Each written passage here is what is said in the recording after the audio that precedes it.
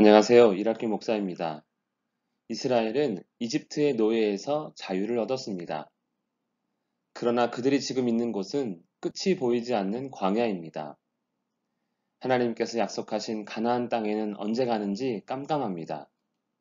출애굽기 17장 1절에서 7절입니다.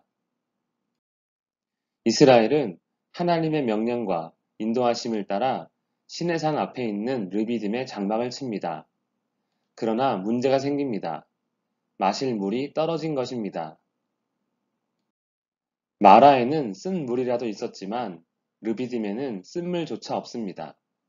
이스라엘은 하나님의 명령대로 행했습니다. 인도하심을 따랐습니다.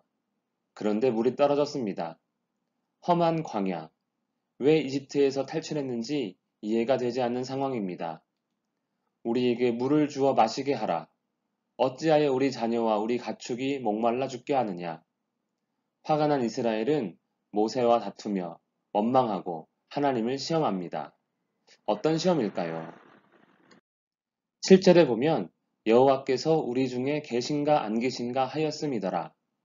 구름 기둥과 불 기둥으로 친히 인도하시며 만나와 메추라기를 내리십니다.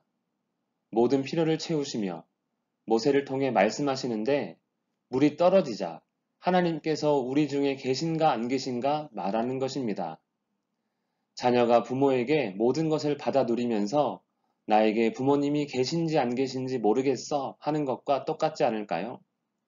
단지 물이 떨어진 원망 정도가 아닌 하나님에 대한 불신이 가득한 이스라엘입니다.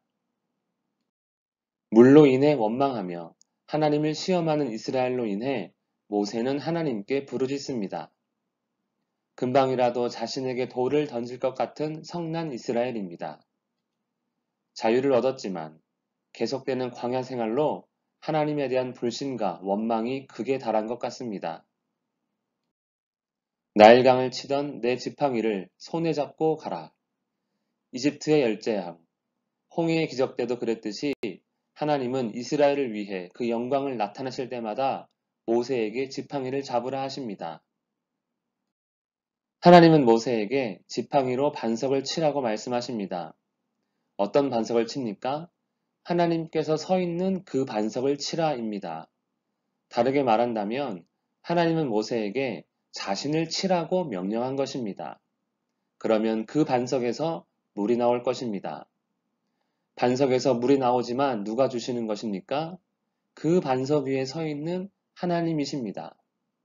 어떻게 보면 마치 예수님께서 십자가에 못 박히심으로 영생을 주신 것처럼 하나님은 자신에 대한 이스라엘의 엄청난 불신과 원망의 죄를 모세로 하여금 자신을 치게 함으로써 스스로 담당하셨고 그 결과로 생수를 주신 것입니다. 하나님께서 자신이 서 있던 그 반석에서 물을 나오게 하셨습니다.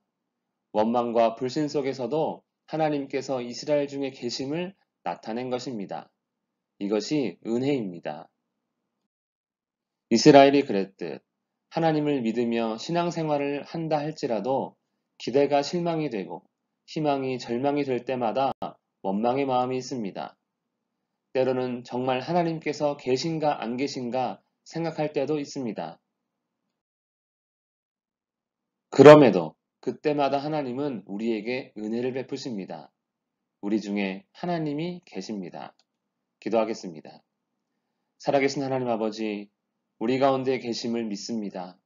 힘들고 어려운 순간에서도 하나님의 손을 놓지 않도록 인도하여 주시옵소서, 붙들어 주시옵소서, 예수님의 이름으로 기도합니다. 아멘.